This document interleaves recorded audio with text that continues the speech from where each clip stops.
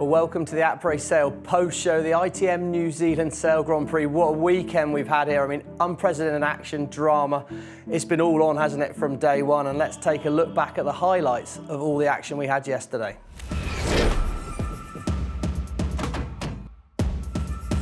Day one of the ITM New Zealand Sail Grand Prix. Strong, gusty winds with a tight race course had every team on high alert. Hold on.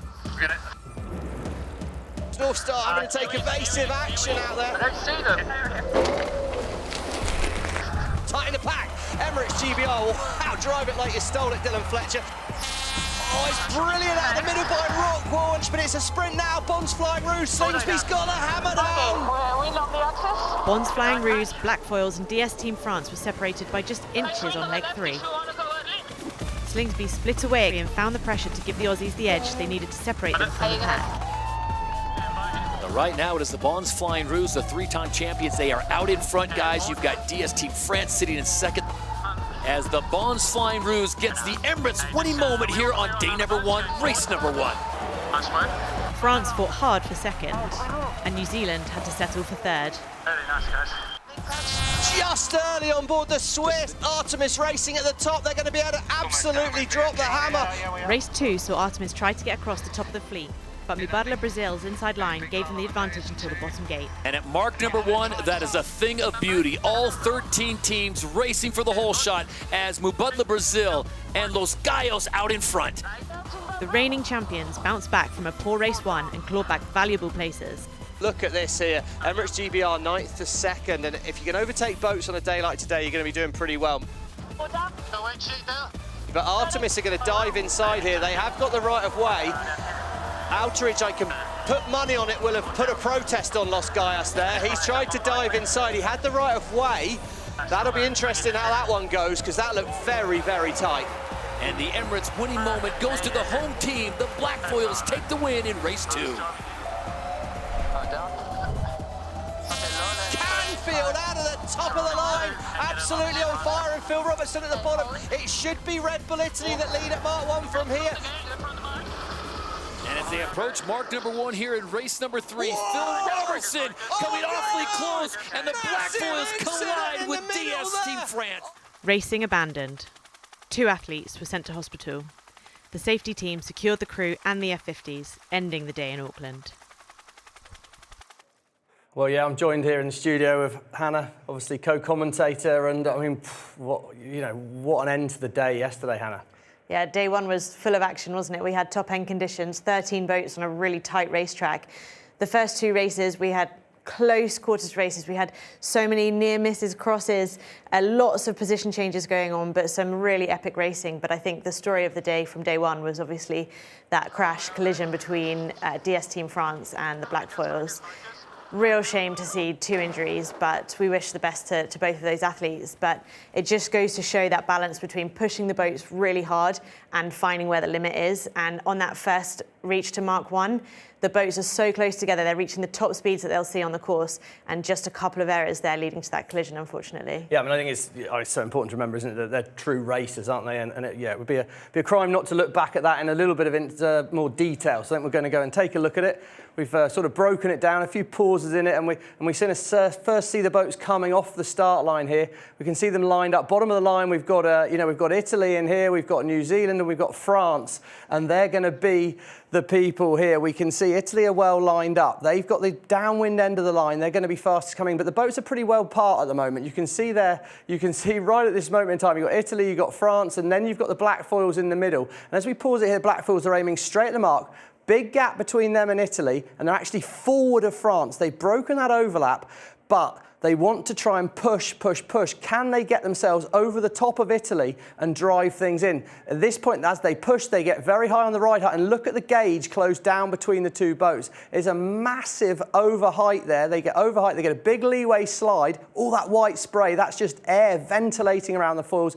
No grip, and then as it does grip, well, it turns up and the boat stops really, really aggressively. And of course, that was it. Massive moment on things there, Hannah. And it just happened so quickly, didn't it? I mean, it was all well lined up, and they were well positioned, the Black Foils really. Should have been second, probably just in behind the Italians at the mark, but pushing that a little bit too high, and you just lose that sideways grip. Yeah, that's right. And like you say, the margins are really, really fine. What they were trying to do was really make sure that they had the inside line at Mark 1 so they could pull off that manoeuvre and jibe away from the fleet just as they got to the mark. But in doing that, a lot of the teams, if you listen to the onboard comms, they have a push mode. So they're really trying to lift the boat as high out of the water as they can, giving them the best chance to be as quick as possible, essentially. But the tolerances they're operating within are so tiny, and in these gusty, changeable conditions, it's really hard to find where that limit is. And I think just riding too high, lifting the rudders too hard out of the water, Pete Burling would have lost control of the rudder, and that's where you see the boat spin up, with the French just having no time to react to that. Yeah, I think it's important. You know, to me, it was a pure racing incident. You know, it was racers that are used to winning, you know, world Olympic champions pushing, and they just pushed a little bit too high. And as you say, when you're going that fast, there's already kind of quite a negative setting to the lift on the foil. And so as soon as it does let go and the boat sort of starts skidding, then the foil system just won't let you bring back down, because it's already sort of trying to do as much as it can. And then, yeah, when it all gripped, it went, you know, well, it went really scary, didn't it? Really, really scary. And that meant that at the end of the first day, well, of course, our thoughts were with Louis and Manon primarily, and we're glad to hear that they're, you know, on the road to recovery at the moment. Our thoughts totally with them, and really more than anything here. But it did mean there had to be a rethink looking into day 2. So we talk about unprecedented.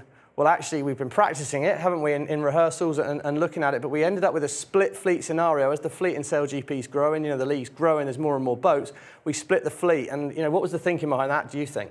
Well, I think with the wind direction we had here in Auckland, it was coming straight off the city, and with the shape of the harbour, there was kind of limited space with how big the racecourse could be. And so one of the options to create a bit more space on the course was essentially to reduce the number of boats racing at any one time. So split fleet racing is something we typically see on a Friday in practice racing, just to give the boats a little bit more time and opportunity to figure out the course without perhaps racing so close to a number of other boats. But the first time we've seen it implemented for real on a Super Sunday, and I think it worked really well with the conditions we had today. It was top-end conditions again. Again, the fleet was really compressed in terms of the space we could use for the course.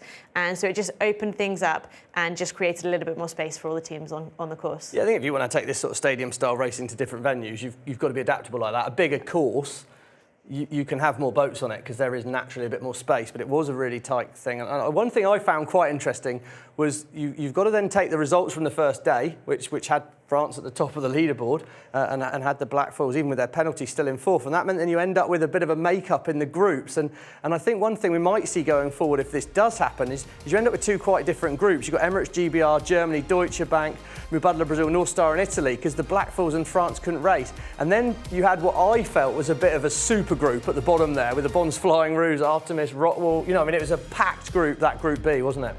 Yeah, it was, and I think if we see this a little bit more, then hopefully that would even out. But it came down to the results on day 1. So the teams were kind of, it was in their own hands which groups they put themselves in, really. But I think it might be something that we see a little bit more often in some of those tighter race courses. Yeah, I mean, it certainly was room for thought, wasn't it? And well, you know, as much as it was tight, and there was a bit of a group of you know, of doom or whatever you want to call it. It was like the super group anyway, but it was the cream really that rise to the top. And you know, and as we looked at that final race, the top 3 boats, well, it's the only 3 champions in SailGP that made it, wasn't it? It was the Bons Flying Roo. They got through to the final, and they were pretty imperious all weekend, really. You know, they came out, won the first race, had to have their sort of super sub in it. But them, the Spanish, the British, they're the 3 champions that we've seen in SailGP, and we're going to look back at the highlights here. And at the start, the Spanish really, Hannah, they had control. It was an amazing job, and we just had this huge rain squall come in, big breeze. Yeah, and the breeze had been kind of up and down all day, but this was definitely the most breeze that we'd seen across the day. Really top-end conditions for that first leg to Mark 1. So the Spanish really having to manage that risk-reward. They're always keen to lead at Mark 1, but sometimes we've seen in the final, it actually doesn't always pay to lead because you've got to be the first boat to make that decision. Sometimes it's a little bit easier to be second or third, and then you can see how the cards lie for you. But really difficult conditions to sail the boat in, as we can see GBR here just having a little bit of a hard time at one of the turn-ups in the final. Yeah, I mean, I absolutely loved it as a race because there was so much going on, but this was the moment. The wind just started to drop a bit. All 3 boats, they're within 50 metres right here, but it was the Aussies that cut the corner, and this was really, I think, Slingsby, you know, at some point you've got to take a risk. You can't be too conservative all the way. If you want to win it, you've got to go and do it, and that was when he really pushed. Yeah, and you know, for the Bons Flying Roos, they haven't won an event since last year in Auckland, so really amazing to see them back on top, and I'm sure they'll be super happy with the way to start the second event of the season. Yeah, well, it's been a lot of pressure. Bons Flying Roos, new brand, and we get to talk to Tom Slingsby, finally back winning. last event we won was here in Auckland last year, so yeah, it's been a long time between drinks, and yeah, it feels like we've been knocking on the door. We've had so many podiums and then unable to execute in the final, but that last race, it had it all really. We had a squall come through the race, and it was just basically keeping the boat on its feet for a little, and then the wind died off and you're able to push again, and yeah, it was a good race. I mean, we're all so tight there for a lot of it, so we're happy that we just got clear and we're able to get the win. It looks super tricky. Obviously, you mentioned the squall. It was blowy. What's the secret to sailing in those conditions and what you have to focus on? There's not much of a secret. We were sort of saying around that start time, and at one point in that race, it was the windiest we've ever sailed in these boats, so we don't really know what we're doing. But it was just like, it was amazing. You could just sort of, it felt like you were going to get blown over, and so you had to be really safe before you bore the boat away. You had to get everything lined up, tick all the boxes, and then you'd go into a bear away and do close to 100 k's an hour, and but it was a lot of fun. Yeah, I mean, what a race it was, Hannah. Effectively, at the start of that race, you know, they just had like 1,000 horsepower potentially there, and if they put it all down, they weren't going anywhere. They were just going to spin out of control. And I think you really sort of saw the experience and maturity on that boat. You know, Glenn Ashby coming in, done it all before, Jason Waterhouse, Tash Bryant. I mean, they know how to win, but it is managing the power. It's not putting it all on the line at one moment. Yeah, absolutely, and we've said this a couple of times before, but it's all about managing that risk versus reward, and that's something I think that the Bonds Flying Rouge do really well. Tom Slingsby's always going to be aggressive, but he does seem to know when to push, when to hold back, and when the conditions are so changeable, top-end conditions, but sometimes it drops off a little bit more, I just feel like he was really on top of those conditions today, and ultimately got the ultimate kind of win for it. Yeah, well, yeah, like you say, a whole year. I mean, again, we talk about unprecedented. I'm pretty unprecedented. Tom Slingsby not winning for a whole year. So, I mean, it was a brilliant comeback for the Australian team. Emirates GBR, they're there again. And as we actually take a look at the championship standings and we look in a bit more detail at the points as they come away from here, well, it is the Bonds Flying Rouge at the top by virtue of the fact that they've won this last event. And then we can see here, we can see Fletcher in second. We see that DS Automobile, despite what's been quite a seriously sort of active start to the year, they're in third, and perhaps that's the big story for the next. You know, we've got one weekend off, and then we're heading down to Sydney. And of course, Slingsby got to be feeling on form, primarily. It's got to be a sort of big event for him. But then for the French, can they be ready for it? And already you start looking at North Star Rockwall in that mid-pack fight there with Red Bull Italy and the pressure on, and well, Burling and the Blackfoils. I'm worried that that's their season done. I mean, you know, it's really sad to say for what I've picked them twice as the team to win. So I mean, maybe it's my fault, the commentator's curse. Yeah.